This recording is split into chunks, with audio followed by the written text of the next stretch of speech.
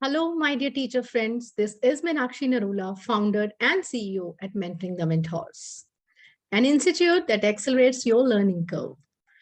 Our platform, Mentoring the Mentors, will provide you with ample knowledge on different areas related to teaching so that you will be able to bring student engagement to a higher level. You'll be able to encourage the students and they'll be able to take onus of their learning. And today, I want to talk about notebook correction. It is really a Herculean task to check so many notebooks, worksheets for our students. And we have been talking a lot about it in our staff rooms as well, how to go for this correction work with so many errors. When the students, they make so many errors and the pending homework and so many things are to be done. So let us talk about how to check the notebooks so that it will be easy for us as well, and it will be fruitful feedback for the students as well. So let's talk about homework correction, maintenance of notebooks. So here you go.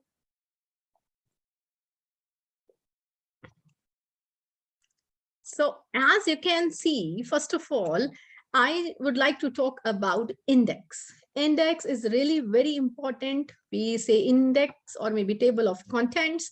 It should be properly and neatly written in the given format. Given format as and how it is prescribed by the school.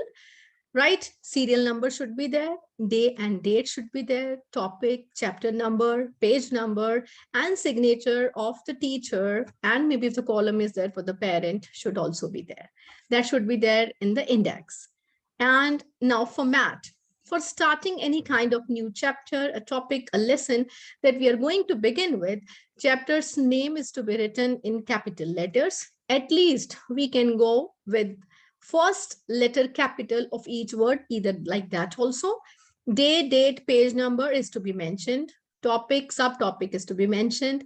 And if we are talking about a story, we are talking about a poem, author or poet's name to be mentioned. And make sure your students, they draw illustrations related to that particular new chapter, or maybe talk about the different topics, subtopics that you are going to cover in that chapter so that they'll be able to draw a mind map for that. And I have already shared in my previous 5 videos different kinds of mind maps, graphic organizers for all of you, so that you'll be able to bring a kind of variety for the mind maps in your classes, right? So let's move ahead. Another is neatness. Notebook should be neatly maintained. It should be covered properly, and name and other details to be mentioned legibly. And you should encourage your students to use sharpened pencils or the pens as per the different age groups they are using, and avoid using felt pens, sketch pens, and maybe the inks that the spill over, or maybe go to the other page, right? And handwriting should be legible. If you are following a cursive writing pattern in English, that you have to advise your students accordingly. But nowadays, the students and most of the schools, they are writing the printed format as well. So both formats are okay and are acceptable. And other languages, Hindi, Punjabi, proper formatting is to be done, that you have to guide the students accordingly. So now, moving ahead, correction, right? Correction is to be done with proper signatures and date. Without date, you see, you should not check the work. It should not like that. Sometimes some teachers, they are in a practice like they just check and just put their initials. They forget to mention the date. Date is really very, very important. And the correction should be thorough and accurate. You have to check the words, spellings, formulas, punctuation marks, different steps. If they are solving any kind of question, word problems, right? Different steps are to be checked, format of the sentence to be checked, and the labeling of the diagrams to be done properly. Make sure you guide your students for maintaining a proper notebook where they have to follow all these points. And moving ahead, next I want to talk about now which color to use. What happened earlier in most of the school, what is being done, teachers use a red pen for correction. But nowadays, in most of the schools, we are avoiding use of red color for correction, right? So make sure there are other colors also available. Certainly when the students, they are writing with blue pen and sometimes heading with the black pen, principals use green pen, right? So make sure you use other colors.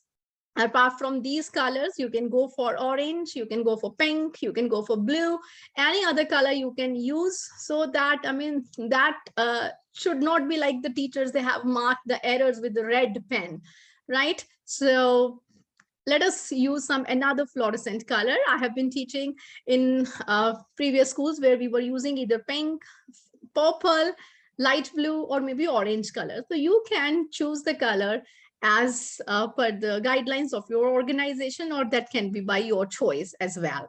So now moving ahead, follow up. Once you have corrected the notebook, a follow up is required. Once you are correcting the notebook, you have marked the errors over there, spelling mistakes, grammatical errors, word formation, or whatever you have marked, make sure you ask your students to complete the correction work as well. They have to rewrite the misspelled words, maybe twice, maybe thrice. That practice should be followed. Encourage the students right from the beginning of the session to follow this practice, and then checking the correction work. When you have asked your students to complete the correction work, make sure when the next time you are checking the notebooks, you have to check the correction work as well that has been done by the students. If you will not be taking care, the students will also stop following that kind of practice. And make sure if any kind of assignment you have given, any kind of note has been given by you, and you have asked your students for a parent signature, you have to check for that as well. Any kind of instructions maybe you have given and the child has to get it signed from the parents, or maybe you please check the notebook in case the parents, they have written any kind of remarks, right? Any kind of questions, any kind of queries are there. Usually we have our diary or the almanac in which parents, they communicate, but usually sometimes you see when you have corrected one notebook and in case due to oversight, you have just not checked some of the words that were misspelled, parents usually mark that and they write over there also in the notebook. You need to talk to the parents, not to be like nothing to be written in the notebook. You can talk to them personally for that, right? And now moving ahead, diagrams and the maps. Diagrams and the maps should be properly labeled, and students should be instructed to use pencil only for that.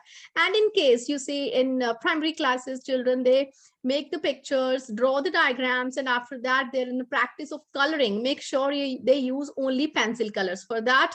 No use of crayons, plastic crayons, wax colors, or maybe felt pens, right? It should be avoided. And the diagrams should be neat and appropriate, relevant and accurate, right? So these instructions to be given. And now talk about worksheets. Usually we are following the practice of giving worksheet to your students either in the classwork or in the homework. Worksheets should be numbered properly so that in case any child misses any of the worksheet, you will be able to follow up which number worksheet is missing. Day and date should be there. And the worksheet after correction should be either pasted in the notebook, or there is usually a separate folder for keeping the worksheets. Usually for the junior students, we are following the practice of sticking the worksheets in the notebook because they cannot manage the same in folders.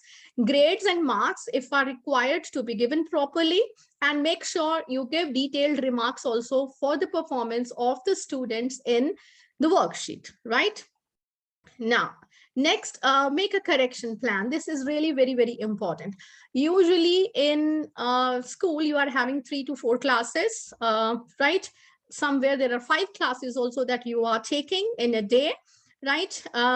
For that, you need to take a day-wise, you have to have a day-wise correction plan. And that has to be displayed in the classes as well. It's not possible for you, if you are taking 5 classes, you are, suppose you are a science teacher and you are taking 5 classes, or maybe 3 classes with different sections, howsoever it is. So 5 classes, 4 classes are there. So make sure you divide your days accordingly: Monday, Tuesday, Wednesday, Thursday, Friday. right? 5 maximum classes are there. So you allocate the time accordingly. Like Monday, you are correcting for suppose 3rd class, Tuesday for 4th standard, then for 5th, then 6th for 7th, and likewise you have to divide accordingly. So that way students will also remember, and you will also remember, like today is this class correction day. Whatever the work has been done, make sure every week it is to be checked. In case you are absent on a particular day or any child is absent, make sure the student should be able to contact you on Saturday if it is working for you, right? And they'll be able to share the same with you, or other day you can plan it out. And correction record is to be maintained properly. You should have the plan either in an Excel format, or you can have your notebook, your diary, howsoever you would like to maintain. You have to put a proper tick remarks in front of student's name, like whether you have checked the notebook or not. And any kind of ambiguous answers, if they are given by the students, you make sure you rediscuss the same in the classroom. Make sure, I mean, the students, they clear their doubts if they have got any kind of problems, so that in future they should not come up with any kind of ambiguous answer that shows the topic is not clear to them. That's why they were not able to give proper answers. And then self and peer correction can also be done. I have already shared with you self and peer corrections. Every time, it's not necessary that you always have to go for correction work, right? I'm repeating it again. Every time, it's not possible, it's not mandatory, like you have to correct each and every task. In case you are going for any kind of multiple choice questions, in case you are going for true and false type questions, and you have given the worksheet to your students, and when they have completed, after that you can read the correct answers, and students either they can self-correct, or that can be checked by the peer group, right? And make sure after you put the signatures, you have to mention peer checked, self-assessed, whatever is there, so that they'll be able to understand you have discussed these questions in the class, and that is peer assessed. Avoid getting the subjective answers or the brief answers checked by peer group or maybe self-assessment. You can go only for objective ones where you will be able to check it easily. Time management is really very, very important. This I have already said. Make sure there should not be any delays in the correction work. Otherwise, you see checking piles and piles of notebook, it becomes a Herculean task, right? So make sure you manage it accordingly, right? And always correct the notebooks properly, because you see whatever you will be checking, students, they will be following the same. If any kind of wrong words are written and you have corrected, students, they are going to learn that things only, and it's very difficult to unlearn things, right? When they have to unlearn, then they have to relearn. It becomes very, very difficult for these little children, right? So because you see, if you talk about us, it's also very difficult for us. Some of the things that we have learned, and now we are thinking like they are, we have to learn it again, we have to unlearn. It becomes very, very hard for us. So now next, use symbols. When you are correcting the notebooks, you should use different kinds of symbols. You cannot write every time the long words over there. If any child has written any misspelled word is there, you have come across, suppose anything, right? Any word. Let's give an example. Suppose any child has written herbivore spelling wrong, right? And you have encircled, you have underlined it. Nowadays we underline, we do not encircle. Okay, that's up to you. And you have underlined and you have written the correct spellings is herbivores, right?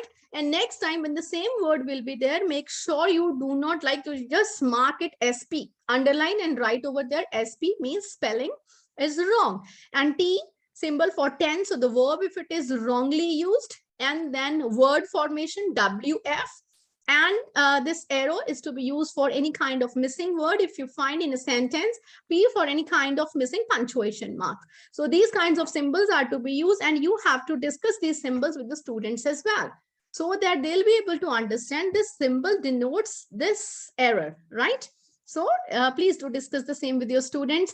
And now let's talk about remarks. Remarks should be specific. They should not be journal. Anytime when we write good, fair, satisfactory, please, they are obsolete remarks and they do not make any kind of sense. Let us be specific in giving remarks. They should be student specific. They have to be work specific, right? Related to a particular student's task that has been submitted, whether the child has to take care of the proper format, spellings are to be taken care of, diagram to be labeled, or whatever it is, that has to be very, very specific.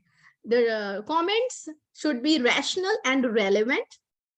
And you can also use some kind of emojis for your little ones.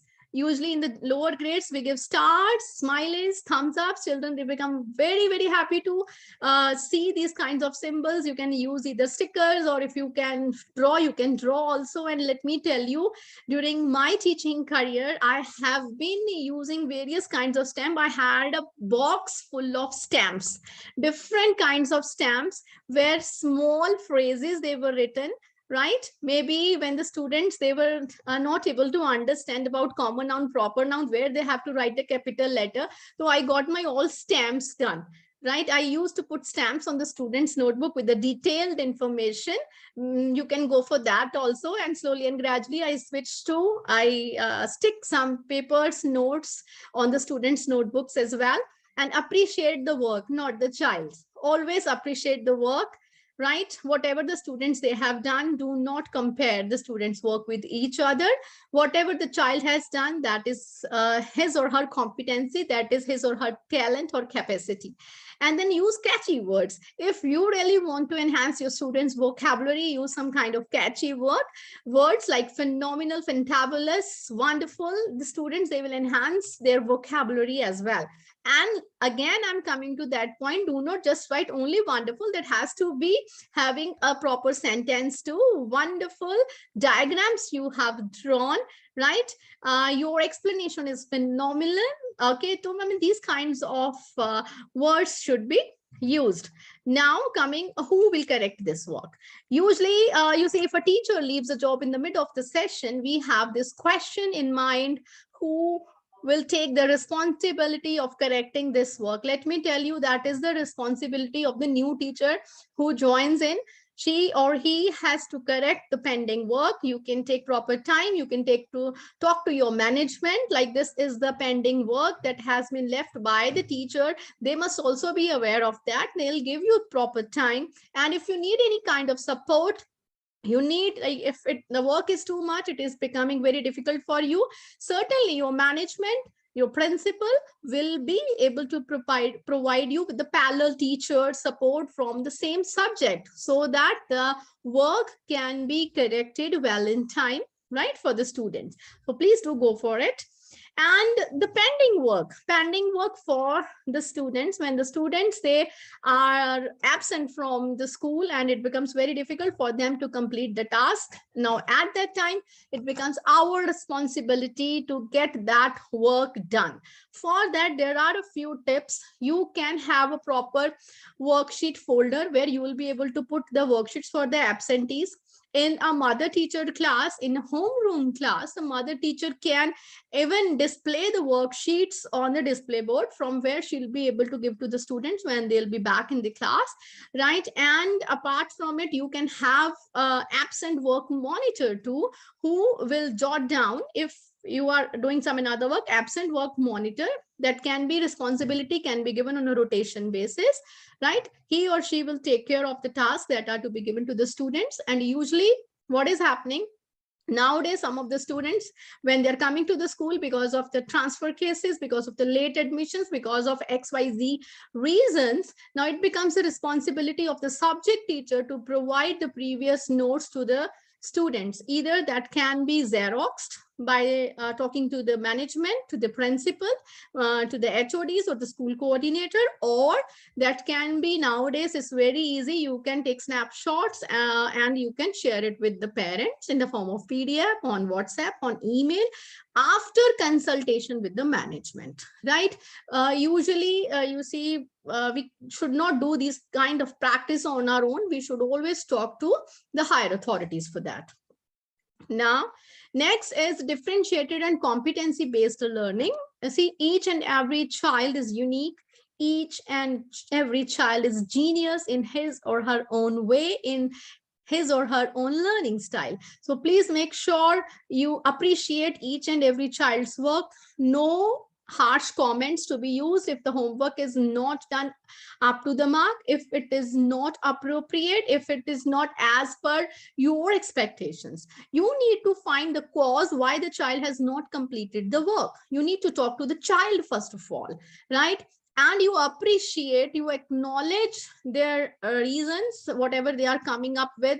Then only they will have faith in you. Then only they will be sharing with you the real reasons for that.